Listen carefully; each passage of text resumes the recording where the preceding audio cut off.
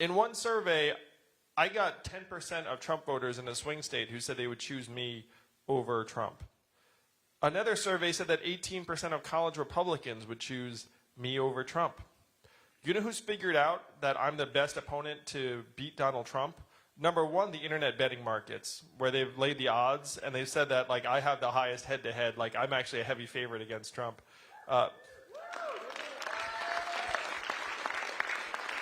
And number two, the Trump campaign. One of their advisors was quoted saying, like, if there's someone we're worried about, it's Yang. And I'm the only candidate in the field that Donald Trump has not tweeted about. And he hasn't tweeted about me because, one, his followers kind of like me, and two, I'm better at the internet than he is.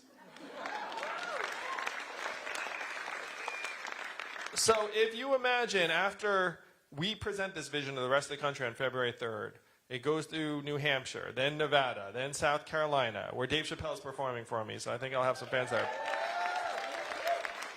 And then Super Tuesday, we win the White House, and the Democrats and progressives are so pumped to have beaten Donald Trump. They're like, yeah, let's pass some big laws. Like, it's a new day, a new era.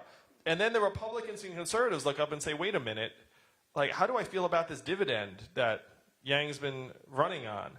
It's a massive win for rural areas, for red states on the interior that have gotten blasted by manufacturing. And can you imagine the congressperson who goes to his or her constituents and says, this money's going to hurt you? It's a really tough argument. And then can you imagine me showing up to that person's office in their district being like, hey, this person's standing between you and your families and the dividend that you know at this point the vast majority of Americans want. Can you imagine that congressperson's phone lines in office? People would be like, what are you doing? So we get the dividend passed, and then we'll all have this unfamiliar feeling where the government did something that actually works, that we actually like. And then Republicans will look up and be like, wow, people like me for a change. This is highly unusual. And folks on both sides of the aisle will see that I'm completely solutions-oriented. I just want to improve our way of life.